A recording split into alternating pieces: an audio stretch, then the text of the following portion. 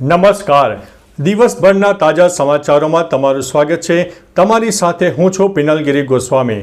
સમાચારો વિસ્તારથી જાણીએ એ પહેલા મહત્વના સમાચારો ઉપર એક નજર. મિત્રો, આજની વિડીયોમાં સૌપ્રથમ વાત કરીશું ચૈતર વસાવા સામે વધુ એક ફરિયાદ દાખલ. આમ આદમી પાર્ટીના ધારાસભ્ય ચૈતર વસાવા સામે વધુ એક ફરિયાદ દાખલ કરવામાં આવી છે. અંકલેશ્વર જીઆઈડીસી પોલીસમાં આ એફઆઈઆર નોંધાઈ છે. મળતી માહિતી અનુસાર ટેટોક્સ કંપની બહાર સમર્થકો સાથે ચૈતર વસાવાએ હોબાળો કર્યો હતો. તેના પર ફરજ રૂકાવટ અને જીવ જોખમમાં મૂકવાનો આરોપ છે. આ પહેલા વસાવા સામે રાજપારડીમાં પણ ફરિયાદ નોંધાઈ છે. આમ બે ફરિયાદ નોંધાતા વસાવાની મુશ્કેલીઓ વધી ગઈ છે. મિત્રો, અન્ય મહત્વના સમાચારની વાત કરીએ તો પીએમ મોદી બનશે કપૂર પરિવારના મહેમાન. 14 ડિસેમ્બરે રાજ કપૂરની 100મી જન્મ જયંતિ છે. કપૂર પરિવાર આ પ્રસંગને યાદગાર બનાવવા માંગે છે.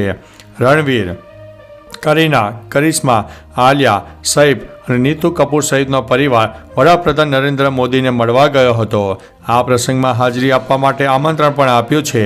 સ્ક્રીનિંગ પીવીઆર આઇનોક્સ અને સિનેપોલિસ થિયેટરોમાં યોજાશે, જેમાં ટિકિટ માત્ર ₹100 રાખવામાં આવી છે. મિત્રો, અન્ય મહત્વના સમાચારની વાત કરીએ તો સીએમ ભૂપેન્દ્રભાઈ પટેલની પીએમ મોદી સાથે મુલાકાત. રાજ્યના મુખ્યમંત્રી ભૂપેન્દ્રભાઈ પટેલ દિલ્હીમાં વડાપ્રધાન નરેન્દ્રભાઈ મોદીને મળ્યા હતા. ઉપરાંત 12 ડિસેમ્બર ભૂપેન્દ્રભાઈ પટેલના ગુજરાતના મુખ્યમંત્રી તરીકેના બીજા કાર્યકાળના 2 વર્ષ પૂર્ણ થઈ રહ્યા છે. તે સમયે દિલ્હીમાં આ મુલાકાત યોજાઈ હતી. આ ઉપરાંત ભૂપેન્દ્રભાઈ પટેલે નવી દિલ્હી ખાતે ઉપરાષ્ટ્રપતિ જગદીપ ધનખડની હાજરીમાં ઇન્ડિયા મેરીટાઈમ હેરિટેજ કોન્ક્લેવમાં પણ હાજરી આપી હતી.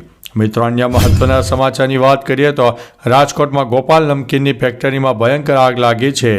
આગ લાગવાના કિસ્સામાં વધુ એક કિસ્સાનો વધારો થયો છે. હવે ગોપાલ નમકીનની ફેક્ટરીમાં ભયંકર આગ લાગી ગઈ છે. રાજકોટ જિલ્લામાં આવેલા ગોપાલ નમકીનમાં આગ લાગી હતી, જેને લઈને ફાયર બ્રિગેડ કંપની ખાતે પહોંચી ગઈ હતી. હવે મહત્વનો સવાલ છે કે શું આટલી મોટી ફેક્ટરીમાં ફાયર સેફટી નહીં હોય? સામાન્ય આગ લાગી છતાં ફેક્ટરી તેને ઓલવી કેમ ન શકી? આગ વધતા મોટું સ્વરૂપ પણ લીધું હતું.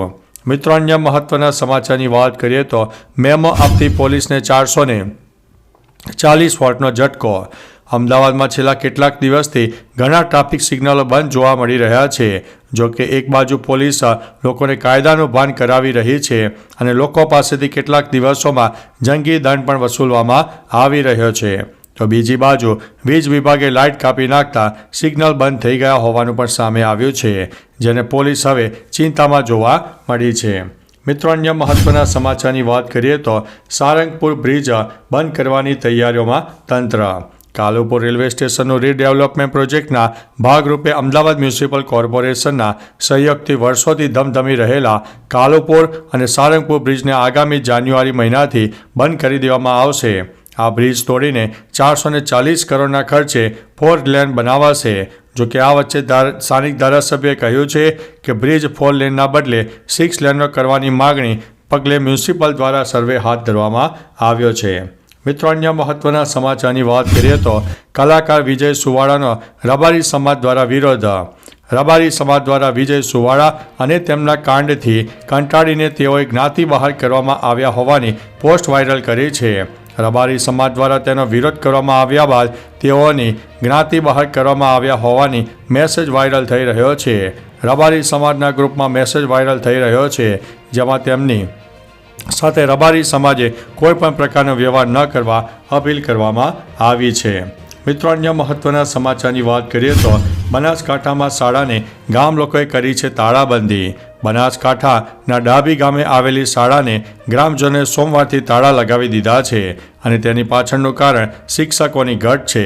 ગામની શાળામાં 195 જેટલા બાળકો અભ્યાસ કરે છે, પરંતુ તેની વચ્ચે એક જ શિક્ષક હોવાને કારણે સ્થાનિકોએ વિરોધ નોંધાવ્યો છે. શાળામાં માત્ર એક જ શિક્ષક બાળકોને અભ્યાસ કરાવે છે. શાળાની આસપાસ બાઉન્ડ્રી વોલ નથી અને સીસીટીવી કેમેરાની પણ સુવિધા નથી. મિત્રો, અન્ય મહત્વના સમાચારની વાત કરીએ તો ગુજરાતના મોટાભાગના લોકો હાલ ઠંડીની મોજ માણવા માટે આબુ જતા હોય છે. આબુમાં કાશ્મીર જેવો માહોલ છે. પારો -3 ડિગ્રી જોવા મળ્યો છે, ત્યારે છેલ્લા 4 દિવસથી ત્યાંનું વાતાવરણ એકદમ ઠંડુગાર બન્યું છે। ત્યારે આબુનું તાપમાન -3 ડિગ્રીએ પહોંચતા લોકોમાં ભારે ઉત્સાહ જોવા મળી રહ્યો છે। સહેલાણીઓ અને સ્થાનિકો ગુલાબી ઠંડીનો અનેરો આનંદ માણતા ઠૂંઠવાઈ પણ રહ્યા છે। ગાડીઓ પર બરફની ચાદર પણ પથરાઈ ગઈ છે। સહેલાણીઓનો બરફનો સાફ કરતો વિડીયો પણ વાયરલ થયો છે। મિત્રો, અન્ય મહત્વના સમાચારની વાત કરીએ તો સોનાના ભાવમાં આવ્યો છે ઉછાળો। ઇન્ડિયા બુલિયન્સ એન્ડ જ્વેલર્સ એસોસિએશન મુજબ સોનાના ભાવમાં વધારો થયો છે। 24 કેરેટ સોનાના 10 ગ્રામની કિંમતમાં 694 રૂપિયાનો વધારો થઈને 77,869 થયા છે। અગાઉ સોનાનો ભાવ 77,175 પ્રતિ 10 ગ્રામ હતો। તે જ સમયે ચાંદીના ભાવમાં થોડો વધારો થયો છે। ચાંદી 28 રૂપિયા વધીને 92,838 પ્રતિ કિલો થઈ ગઈ છે। અગાઉ ચાંદીનો ભાવ 92,810 હતો અને ખાસ કે 23 ઓક્ટોબરે ચાંદીએ 99,151 અને 30 ઓક્ટોબરે સોનું 79,681ની ઓલ ટાઈમ હાઈ સપાટીએ પહોંચી ગયું છે। મિત્રો, અન્ય મહત્વના સમાચારની વાત કરીએ તો પાટણમાં 3 દિવસમાં ફાયરિંગના 2 બનાવ સામે આવ્યા છે। પોલીસ તંત્ર હરકતમાં આવ્યું છે। પાટણ જિલ્લામાં છેલ્લા 3 દિવસમાં 2 ફાયરિંગના બનાવો બનતા પોલીસની કામગીરી પર સવાલો ઉઠ્યા છે। રાત્રેના સમયે 5 થી 6 જેટલા ઇસમો આશરે 2 રાઉન્ડ ફાયરિંગ કર્યું હતું અને તોડફોડ કરવામાં આવી હતી। આ પહેલાં પણ સામાન્ય બોલાચાલીમાં ફાયરિંગ થયું હતું અને કેટલાક અસામાજિક તત્વો દ્વારા તલવાર લઈને યુવક પર હુમલો કર્યો હતો। હાલ પોલીસ દ્વારા શોધખોળ હાથ ધરવામાં આવી છે। મિત્રો, અન્ય મહત્વના સમાચારની વાત કરીએ તો ડુંગળીની આવક જોરમાં। ગોંડલ માર્કેટિંગ યાર્ડમાં ડુંગળીની સિઝનની રેકોર્ડ બ્રેક આવક થઈ છે, જેને લઈને યાર્ડમાં ડુંગળીની આવક બંધ કરી દેવામાં આવી હતી। આ યાર્ડમાં રાજકોટ, જામનગર, સુરેન્દ્રનગર, ગીર સોમનાથ, ભાવનગર, જૂનાગઢ વિવિધ જિલ્લાઓથી લાલ ડુંગળી આવે છે। ખેડૂતો પોતાની જણસી વેચવા માટે ગોંડલ માર્કેટિંગ યાર્ડની પહેલી પસંદગી કરે છે। અહીં જ્યાં જુઓ ત્યાં બસ લાલ ડુંગળીના કટ્ટા જોવા મળી રહ્યા છે। મિત્રો, અન્ય મહત્વના સમાચારની વાત કરીએ તો કાશ્મીરની ઠંડીની અસર ગુજરાતીઓને ફરીથી ઠૂંઠવાયા છે। હવામાન વિભાગ દ્વારા કાતિલ ઠંડીને લઈને આગાહી કરવામાં આવી છે। આગાહી પ્રમાણે સૌરાષ્ટ્ર અને કચ્છમાં કોલ્ડ વેવની શક્યતા વ્યક્ત કરવામાં આવતી હોય છે અને છેલ્લા 24 કલાક દરમિયાન રાજકોટ શહેર અને જિલ્લામાં ફૂંકાઈ રહેલા બર્ફીલા પવનને કારણે લોકોને કડકડતી ઠંડીનો સામનો કરવાનો વારો આવ્યો છે।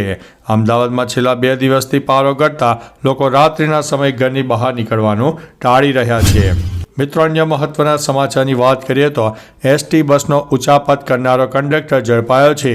જૂનાગઢમાં એસટી બસની ડુપ્લિકેટ ટિકિટ બનાવીને ઉચાપત કરનાર કંડક્ટરને ઝડપી પાડવામાં આવ્યો છે।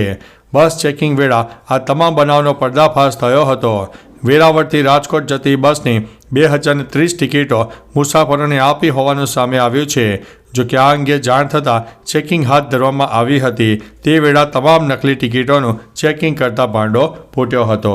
તો ચાલો મિત્રો, ફરીથી દેશ અને દુનિયાના સુપરફાસ્ટ સમાચાર લઈને મળતા રહીશો। ત્યાં સુધી અમને રજા આપશો। નમસ્તે।